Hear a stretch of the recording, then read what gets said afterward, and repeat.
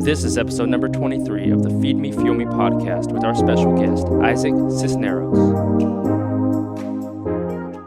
Welcome to the Feed Me, Fuel Me podcast. My name is Jeff Thornton, alongside my co-host, Michael Anders. Each week, we bring you an inspiring person or message related to our 4 pillars of success: manifestation, business, fitness, and nutrition. Thank you for allowing us to join you on your journey. Now let's get started.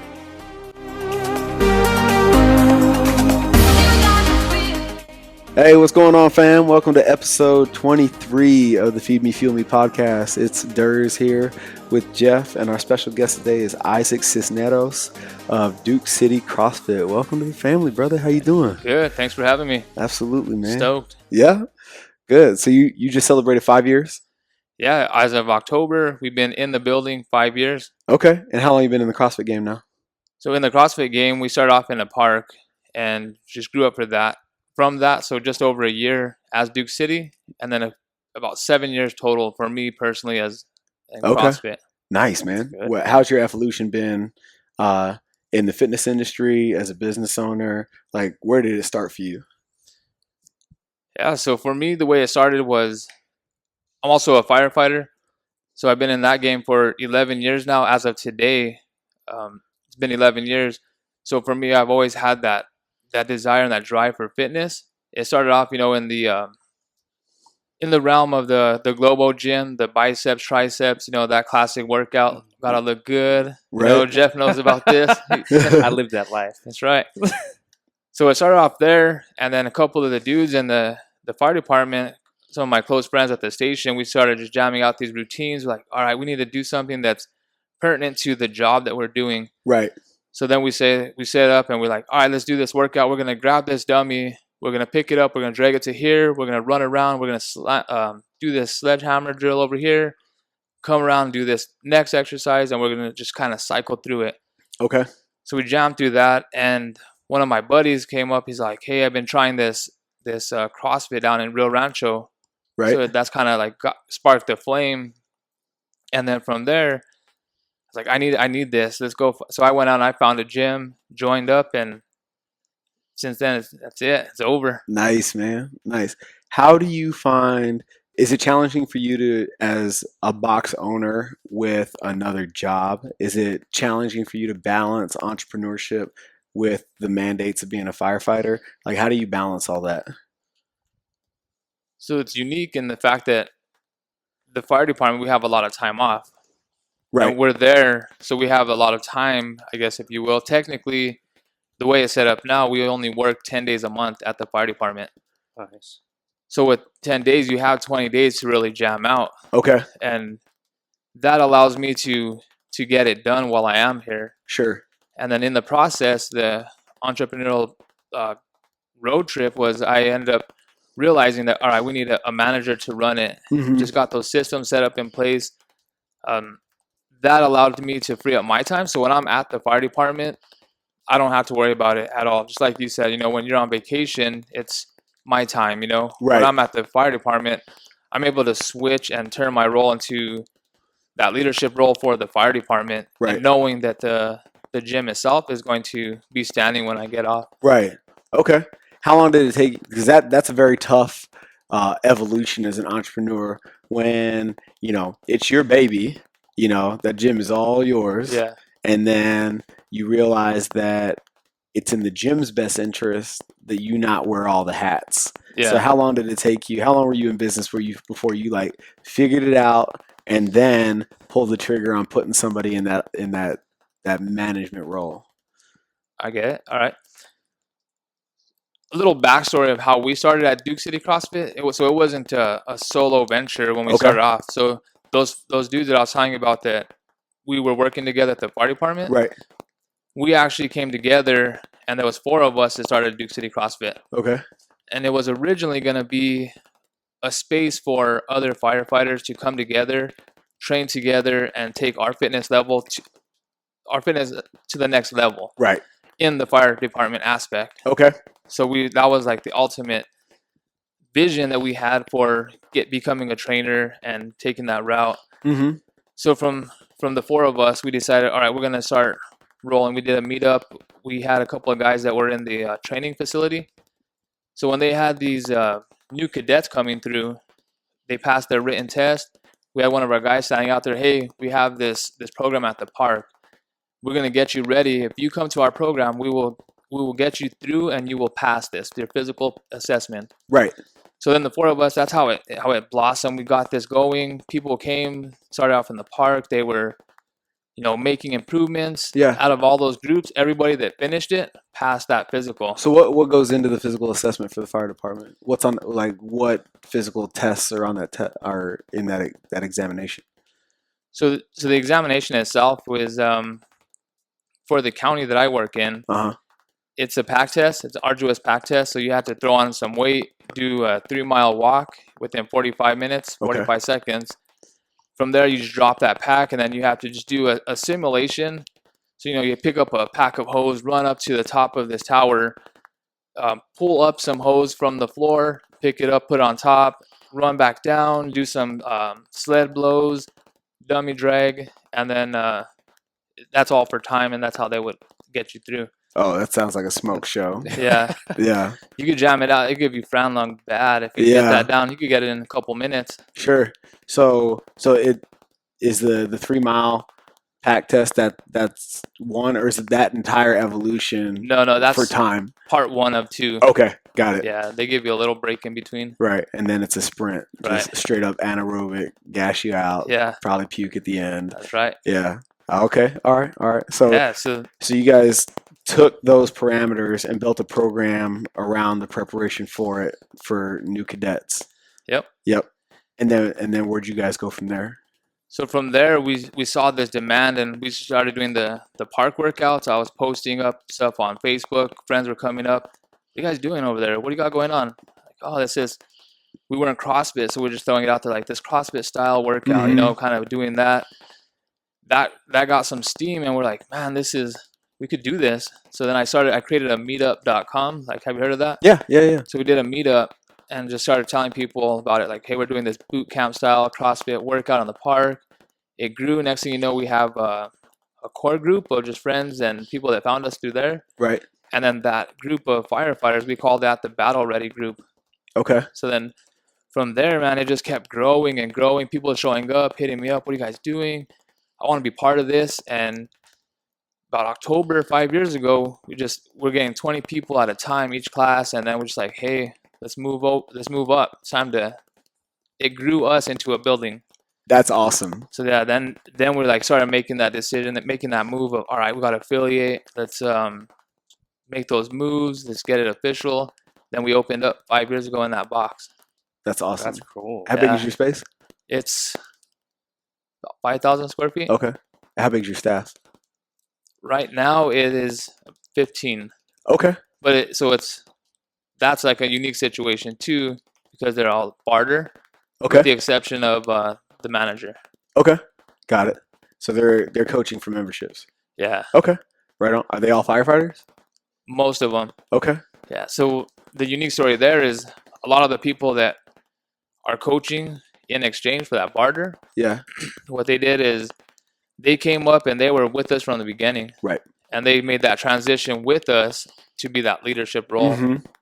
What was the process like? Because it sounds like you have almost a pseudo apprenticeship where, you experience the trial by fire of just going through the process, but how do you transform that into teaching the process and ultimately being able to coach?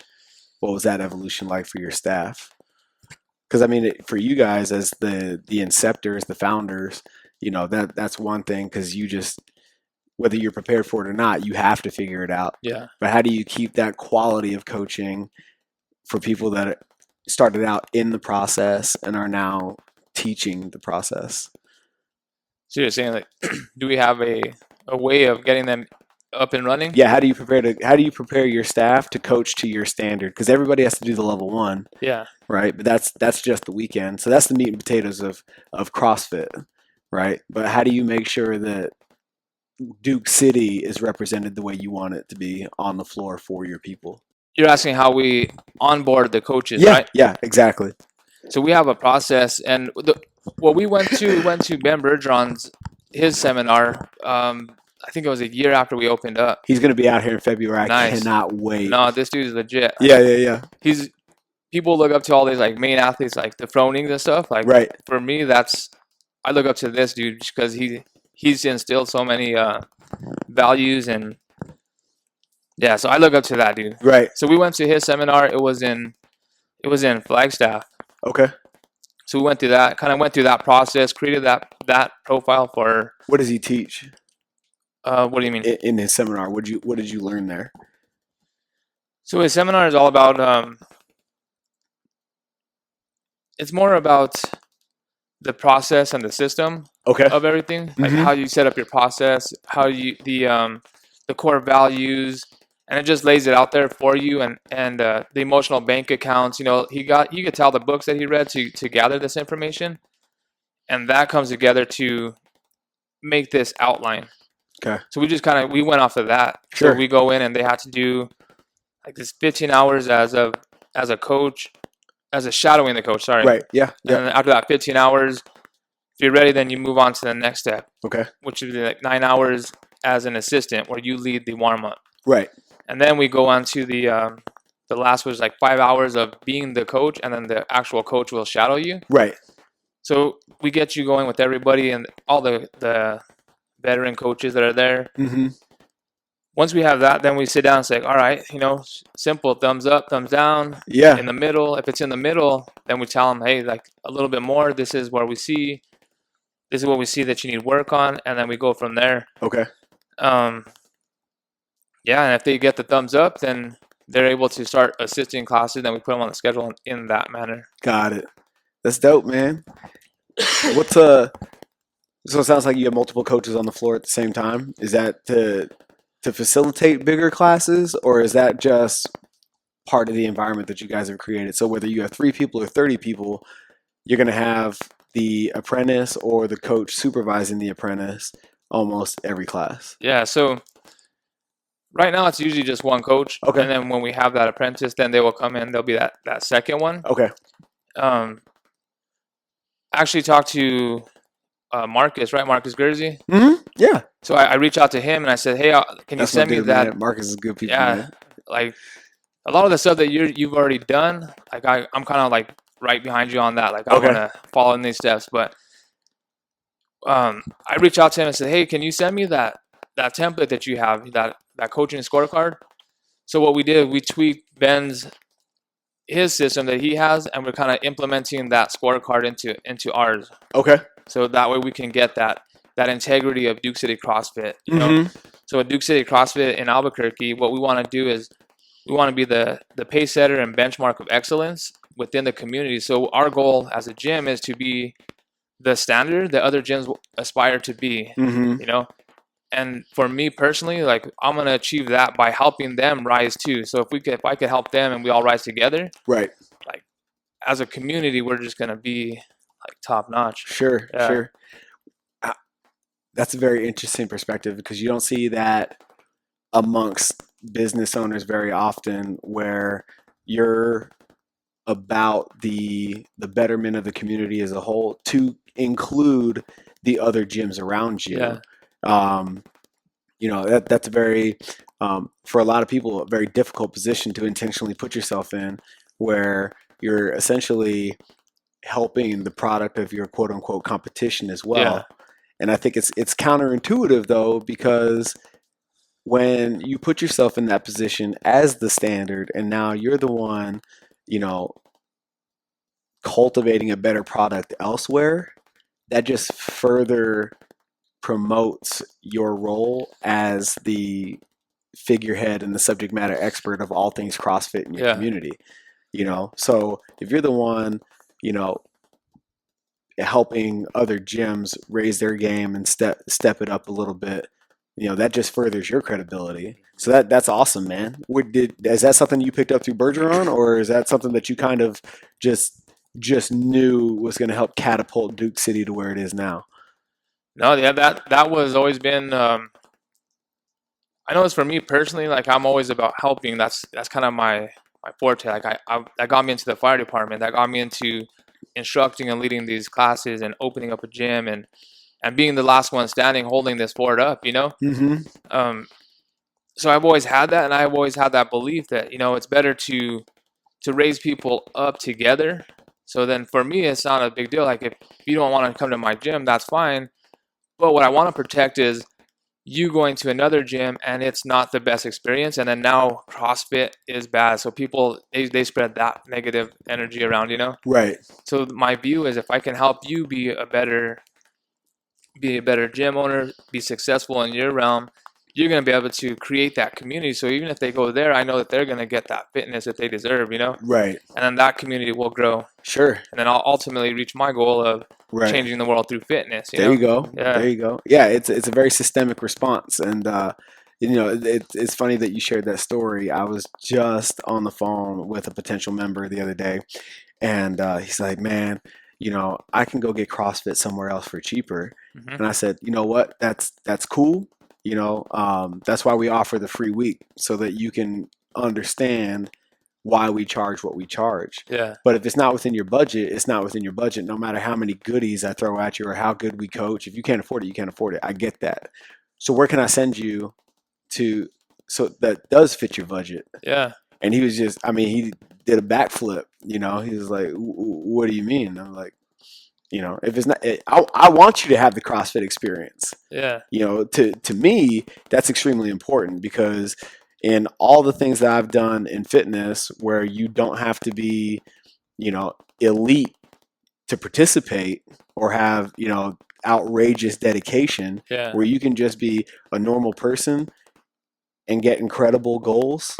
As far as I'm concerned, CrossFit is the ticket. So I want you to have that. Yeah. If not with me, with somebody else, but I also want it to be positive. So let me help you find that, you know. And he was like, not a CrossFitter, you know, just interested in CrossFit. And I'm like, this dynamic right here, this dialogue that we're having, is something that you should experience Yeah, for in sure. any CrossFit Heck yeah. community. You know, if it's not us, it needs to be somewhere else because that's why we do what we do, because we believe in it. You know, so that's awesome, man.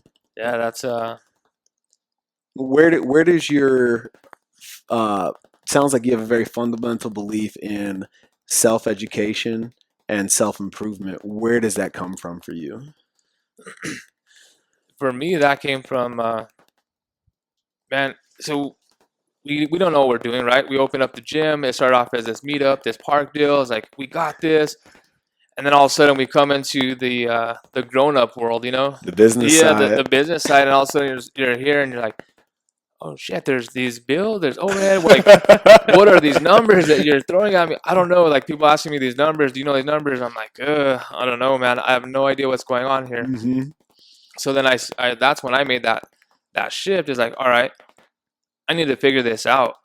Like, we don't know anybody in the game, so it was like I just got to do some studies, some self help books, any book that I could get my hands on. I want to read it and learn it, and then I just kept rolling with that. Yep. Yeah, and made a big difference. And then yeah, I Okay. mean that's how I got into the self help. Is like I need to do this or figure it out and just shut Hmm. down. I mean I don't know Yeah. what else to do. This is it. There's no other. Yeah. Yeah. There's no Yeah. other way. Okay. How So you want to go ahead? go ahead. Yeah, how beneficial has it been as far as self-help? Because I know you mentioned you started off with several founders, and people start moving off to the side, and you become the man in charge, the Yeah. head guy.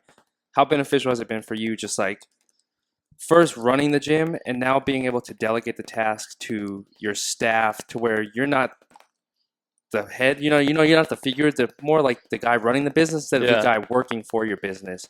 How has that helped within your self-help and in continuing to grow your business even further? So again, I mean I didn't know what I was doing, so I needed to step it up. So started in the fire department, you start building these leadership roles, right? So you have these and you start thinking, well, how could I apply that? And you start getting these little nuggets from, podcasts, these books, and you started implementing them and you start seeing them work. And then you just you'll go on to one, you'll meet, then once you open your mind to this kind of stuff, it starts attracting like others into your life. It's crazy. So you start getting the self-help, you post something on social like, damn, this book was good, it blew my mind. And all of a sudden somebody creeps up, be like, hey, check out this book.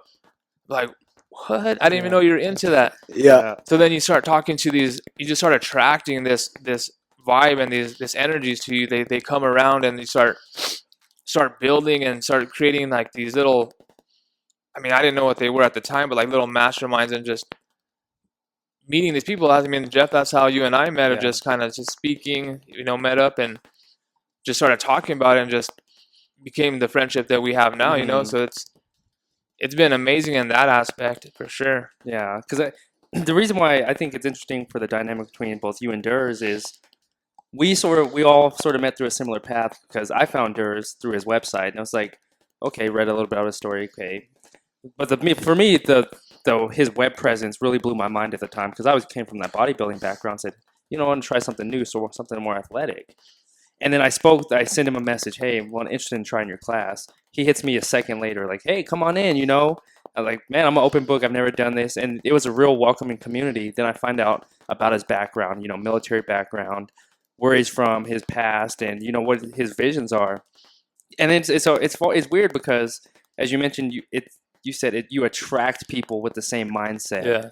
And that's the hardest part is for me, is like when you first open your mind to that concept of, I guess, manifestation or, Mhm. the goal creation, how, in a sense, it sounds funny, but the universe does move out of your way and Yep. brings those people Oh, yeah, towards for you. sure. And it happened with me, the same thing with you. I checked your website, Duke City CrossFit. It's funny because I lived down the street from them. I didn't Okay. even know at the time when I lived in Albuquerque. And I was doing a drop-in when I went to go visit my family down there.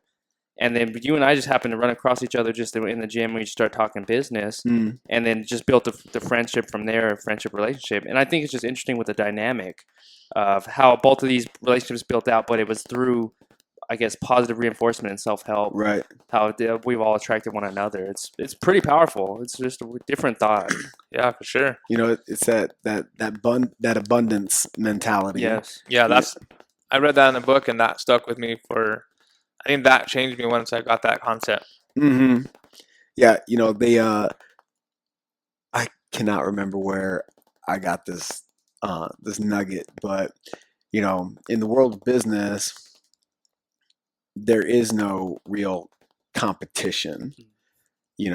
Because inevitably, if you find yourself in that position where you're trying to outdo or keep up with, in this case, other gyms, you end up playing down to their level instead of focusing on making your product the best it can be Yeah. and taking what other people are doing extremely well.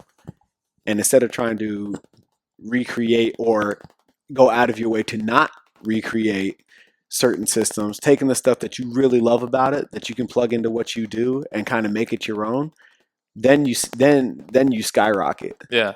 But when you're either trying to keep up or you're like trying so hard not to be someone else, your product becomes watered down or becomes less efficient exponentially. Yeah. So it's not about whether or not you have competition at the end of the day. It's about, how focused and driven are you to just simply be the best at what you do. Yeah. So, I mean, on that, like, what happens when you start competing with each other? Mm-hmm. It becomes a race to the bottom, Right. and that serves nobody. Mm-hmm. If we're racing for that lowest price so we can get people in, like, what does that do? We're just going to keep racing to the bottom. Mm-hmm. So that my mentality now is just like, no, that's not the way to do it. It's to be the standard, to add the most value possible and be comfortable with that, whatever it is that we ask of the members, and that's what we are. Right. And instead of racing to the bottom, why not just help everybody get to the top? And then now there's no competition. We're a group and we're all thriving. Right. Yeah, that's definitely the way I like to go. Exactly. And, if you're not surrounding yourself with people of that mentality, cut from that cloth, or people that are on a mission to be the best version of themselves and create the best version of their business possible, then it will be inevitably a race to the bottom. Yeah. So it's vital for us as entrepreneur business owners and members of such a community-driven animal that is CrossFit to position ourselves in the company of people that are striving to be the best version of whatever at all times. Yeah. Because when you go to competitions and stuff like that, and you see these other gyms and whatnot, you're gonna get one of two things: you're either gonna get a hug and a pat on the back, Yeah. or you're gonna get a side eye. Hmm. You know what I'm Yeah. saying? Yeah, for sure. And that, like, to me, because I'm a habitual people watcher. When I watch other box owners in the company of other box owners, how they're greeted, how people respond to their presence, Hmm. lets me know everything I need to know about them. Yeah, for sure. I can tell everything I need to know about their gym, their community, their coaches, their staff, them as the owner, all by watching their interaction with everybody else. That's Yeah, interesting. you see that too. Hmm. And Yeah. it's interesting because I think I've seen both of you guys grow as business owners in this space. And the interesting dynamic is sort of what I want to understand. I've seen Durs go through it, and I see you going through it at this point where you said you're raising the quality of your gym, you're looking for that higher value customer, and eventually raising your prices to where you feel your company should be. How have you dealt with that pushback? Because I know you've recently raised the prices at your gym. How have you dealt with that pushback from members that didn't want to be a part of that community and tried to give you that, what can you do for me mentality instead Mhm. of saying, hey, I see the value in what you're offering? Yeah, so we were always worried about like raising our rates. We're like, nah, we can't do it. We are founding members. These are our people. We gotta take care of them. So we decided, we have to do it. And we had the meeting one day with the coaches, and we're like, no, we're going to raise the standard of our coaching. We're going to add value. So we're not just saying, hey guys, we're raising the rates on you guys, and we're going to go out and we're going to see me pull up in a brand new Mercedes or something, Yeah. That's what people think. Yeah. Right. But so we stepped up our game, and that's why we did the scorecard, and we raised the bar on our coaching. And we decided, I had to decide first is, when they do come to me, I have to like sit and explain to them, what's going on, the value they're getting. And if they don't get that, I gotta be okay with just saying, this is just not right. Then, maybe it's not the right fit. And like you said, introduce them to something that may be more for them, Mm. because what happens is we don't want that atmosphere to come in where people are in there, they want to pay that. When we raise the rate, some people are like, dude, it's about time. Like, what were you doing?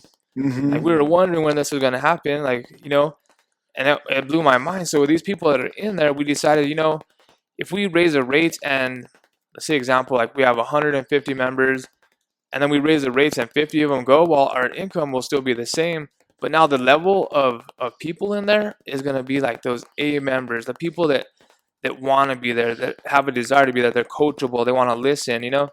not the people that are gonna just worried about the financial. And if it's truly financial, then allow me to find a place for you that'll work. You can pull these free online. I will still help you out, give you the workouts. You can do them on your own. I mean, we found that it was like we need to concentrate on the ones that want to be there, Hmm. and the people that are gonna same mindset is like build each other up. Right. Mm. Have you seen the quality of your classes grow since you've made that transition and so essentially washed, I guess, the D and F players out of the gym, and now you have your A and B teams? So luckily for Duke City is they're all A because Yeah. we had a few leave, but it was just coincidence. Hmm. It wasn't like because of the raise. Mhm. Right. So everybody is like on board and cool with it. And actually, it goes into effect tomorrow, the 1st of November. Okay. So we haven't really fully seen if it's going to make that impact. Right. Nice. Okay. Well, it's important, because all you've done is increase your value proposition. You've put yourself in a position where you can now have the conversation as to what makes you different than, them going somewhere else. So now you can actually have the conversation of, why your price is the way it is.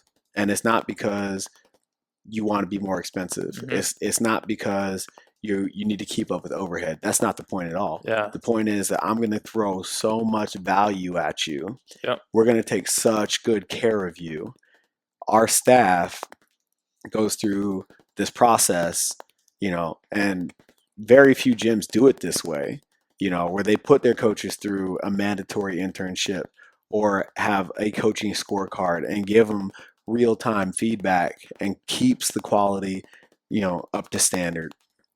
We're going to do all these things, and that's why we charge what we charge, and again, when you turn that on its head and say, if this isn't for you, let me help you find a place that is, then they're like, wow, you value what you do so much that you're willing to help me find another place to go. People start, the people that are tight to the wallet will find those extra Mm-hmm. pennies to make up the cost and justify the expense, and stop looking at it as that an expense and look at it as an investment, Yeah. because that's what you've done. You've invested in your business, and now you have a vested interest in your members and athletes that it's virtually impossible to turn down. Yeah. I like that. And that's exactly what we're doing, man. We just gotta always trying to raise the bar, raise the standard, and provide. And straight up, man, we're worth it. And Right. that's the thing. Is like, Exactly. I Hmm. don't wanna make it seem anything else, man. We are worth it. We're actually worth double of what we're asking, Hmm. and that's my goal and your goal is to always provide more value than you get back. Right. Mm. Yep. So Yep. we increase our value, like we want it to be like, I mean, it's only the right thing to do. Right. Right. Mm. So like, I look at the correlation between price and value, and when I perceive something to be expensive, the value that I get for that expense better be worth more than what I actually paid Yeah. for it. Mhm. You know what I mean? Because if it's something that I perceive that I could get from anyone, then it's a wash. Yeah. And for me as a box owner, I'm sure you feel the same way. I don't want anybody to ever look at CrossFit PHX, and I'm sure you don't want anybody to look at Duke City CrossFit and think, well, I could get that experience somewhere else. Yeah. I don't ever want to think that. I don't want No. anybody to ever think that, Right. and And that's our goal. We make sure, like you and I make sure that that's not going to happen. hmm right, right. And that's all because of the process and the environment and the culture that you've created, because I'm sure because of everything that you put into your staff, that has a trickle down effect into what the members expect from your staff. And if they're not getting that, you've given your community a voice where they can express that, hey, so and so is not meeting the mark, or you're open enough to that feedback that you can fix it immediately. Because if you don't have that two-way communication between community and owner, you're something's going to come up short. Yeah. And then all of a sudden you're going to be overpriced for a subpar product, Yeah. and you don't ever want to find yourself in that position. No. You'll find an empty gym floor. Yeah, exactly. Because then people can get Yeah. what you offer anywhere else, and that's terrible. Yeah. You know what I mean? So, enhancing your value proposition first and then raising your rates in accordance is exactly how you should do it. Mm. Yeah. You don't add more to you don't increase membership and then start adding shit. You know what I mean? Yeah. You put the cherry on top, and then increase your rates around that. Yeah. That's it. That's what we did. Let me ask you a question. Is all your staff paid here? Yes. All of them? How many do you Mhm. have? The stat 7. 7. Hmm. So, I mean, how's that working out as far as it goes? Well, How's that work for you? I mean, for me, I don't believe in doing anything for free. You know what I mean? And I think that for my staff, they're all people that are going to train anyway. So that's not to me. That's not an incentive to do anything. Yeah. Because they can go, because most of them are self starters. So they're going to come in, whether it's with a class or by themselves, they're going to get it in every single day. Yeah. So that's not enough of a motivational tool for a quality product. Mhm. What I've done and the process that I've gone about in cultivating a quality staff is they all go through the same internship apprenticeship process. They become vetted, thumbs up, middle of the road, thumbs Yeah. down, you know, and once they make it through that, okay, cool. Let's get you on the schedule and start paying you. But you only have, so from a business standpoint, you only have so many classes, so it's a fixed cost. Yeah. So you just build that, into your monthly balance sheet, and you work things around that. But for me, from a foundational standpoint, I don't believe in doing anything for free, and I feel like the coaches that put in so much work to even get the opportunity Yeah. to be on the floor with our members and athletes that they should be paid. Yeah. So for me, the reason why I asked is because Yeah. like we obviously have almost everybody's barter, Mm-hmm. and I think Duke City, and this is probably, I don't know the right word, not the normal Sure. for most people. So Yeah.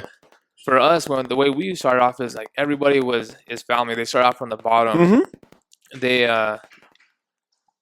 start off from the park, and they put in the blood, sweat, and tears, and they were Right.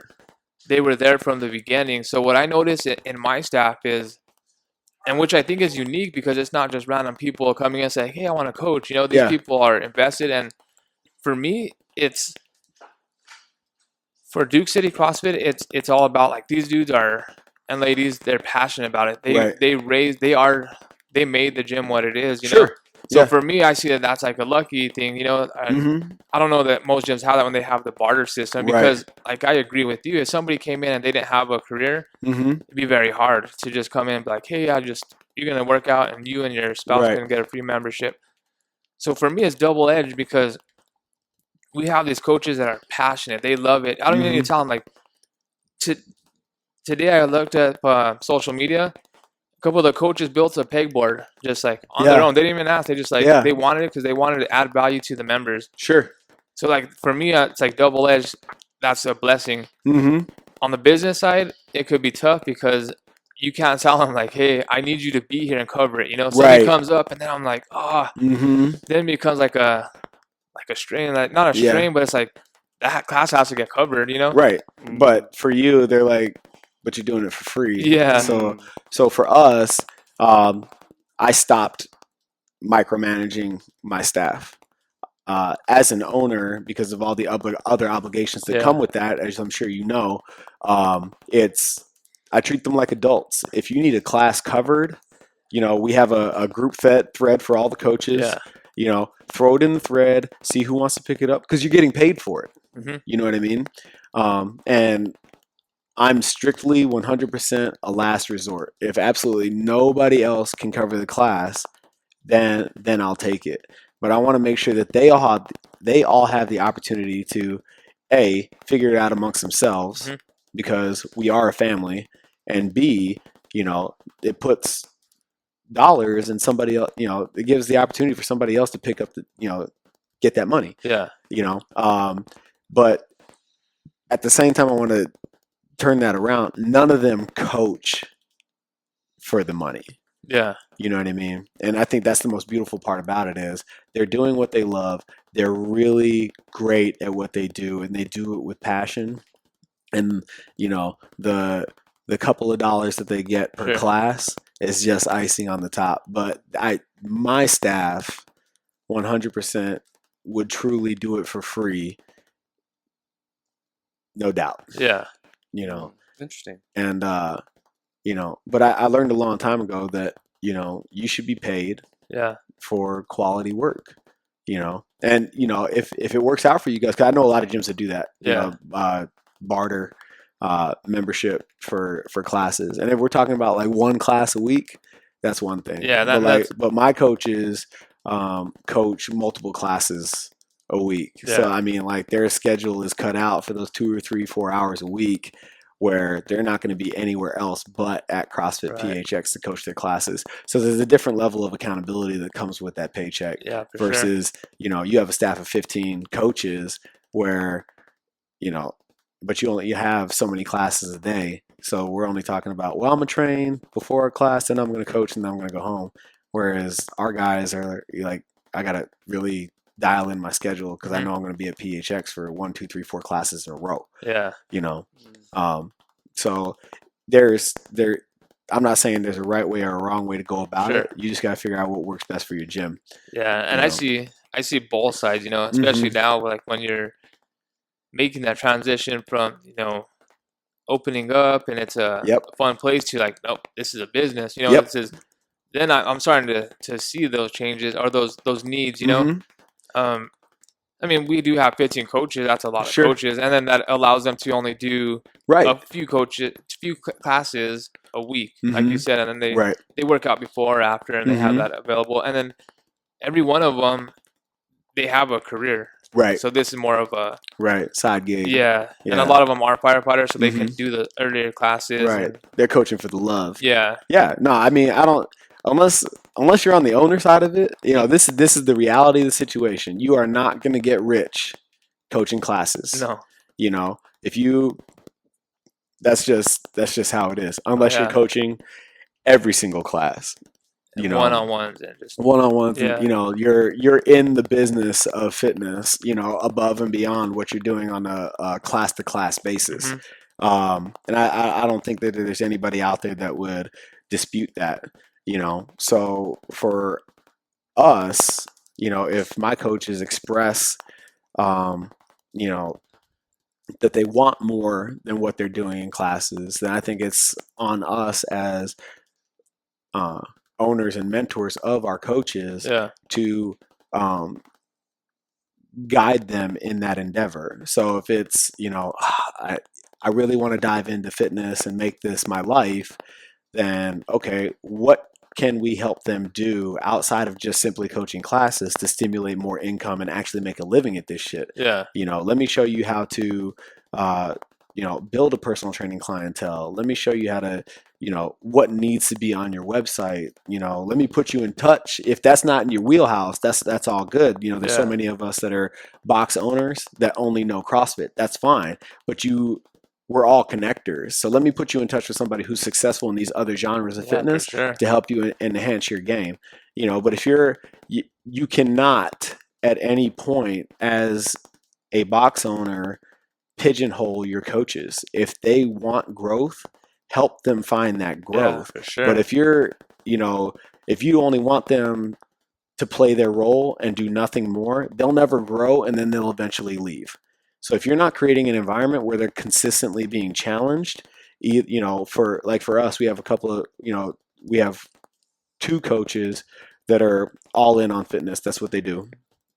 The rest are either in school and doing this for supplemental income, or they have full-time careers elsewhere and they're doing it for the love. Yeah, And you know, wherever they're at on that spectrum, you have to you really have to do that, dive in and do that personality assessment and figure out what it is they want out of your gym experience, both as an athlete, member, and as a coach.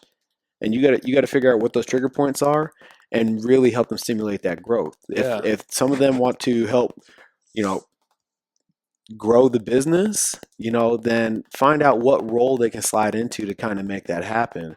You know, if it's really cultivating a competitive athletic atmosphere, then find time or create space somewhere in there where they can do the more challenging, complex shit outside of classes, but it doesn't interfere with their daily schedule, oh yeah, you know? And if it's just somebody that wants to just really perfect coaching, then give them more classes so they yeah, can really dial it in and give them that opportunity for that kind of growth as well.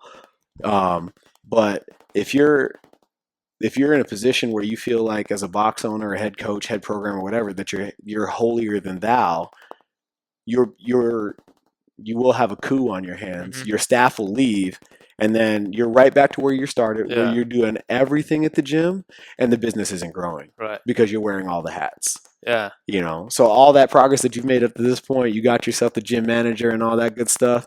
If you're not even that person, if you're not sure, challenging them, giving them some kind of quota or some kind of metric of performance and excellence, hmm it's only going to last so long. oh yeah, I agree 100.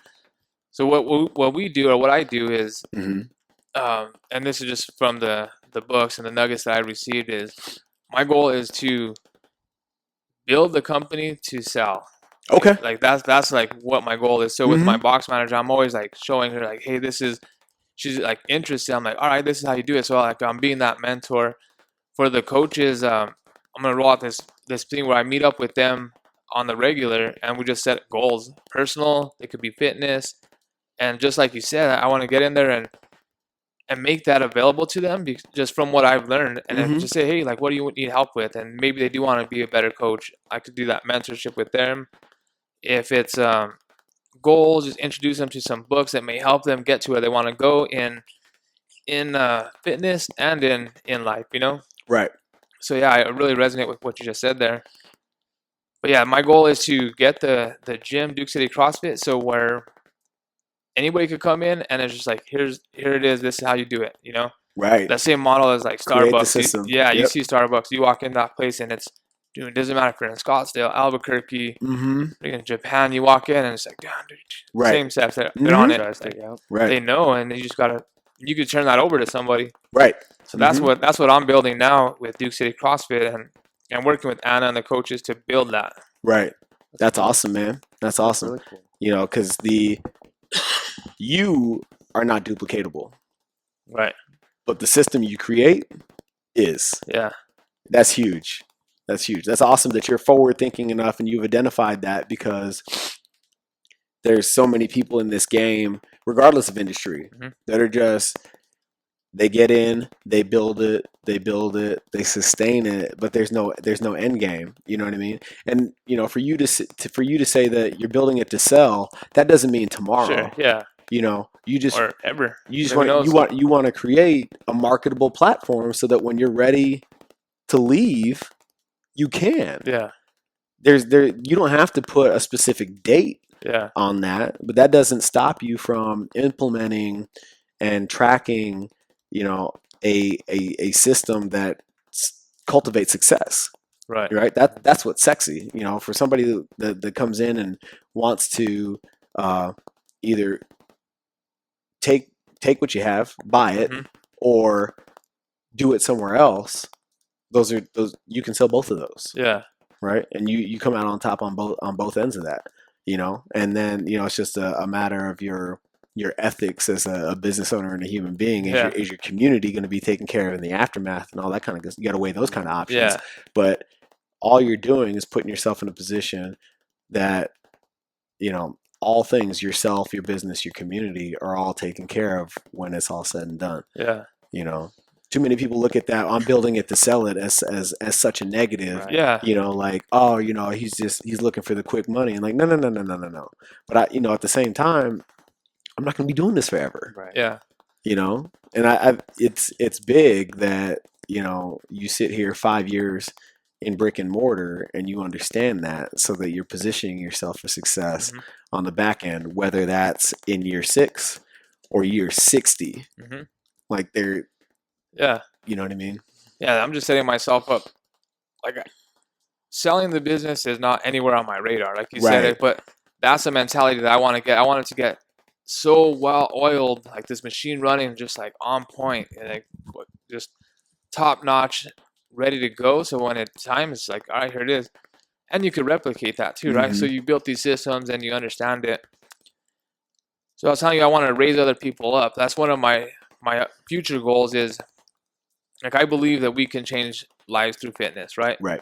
In the brick and mortar, I know I'm limited to 200 people. You know, there's the magic number of 150. I think we're just over that, but you can see it. It's about 200. I could keep growing, but what happens? You know, you diminish the value.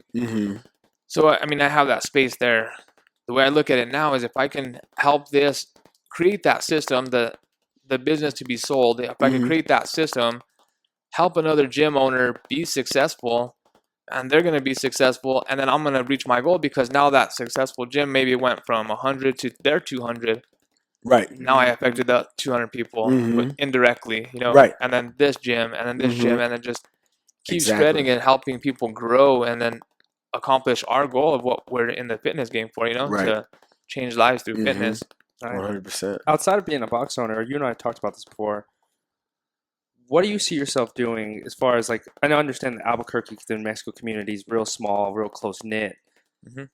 How do you see expanding beyond the walls of your box? We mentioned talking about like creating fitness expos, things like that. What's Yeah. your vision of bringing that community together in a fitness movement, or just Yeah. a entire movement?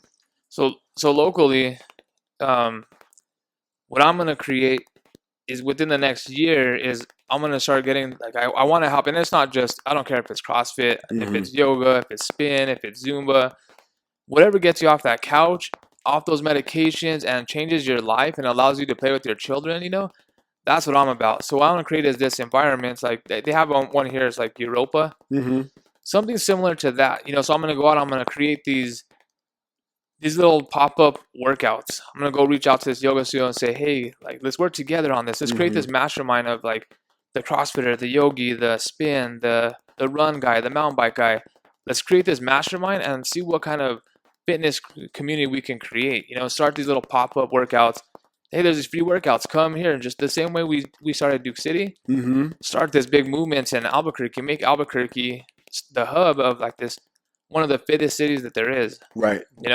Grow that. So we're gonna get these people into these parks, working out free.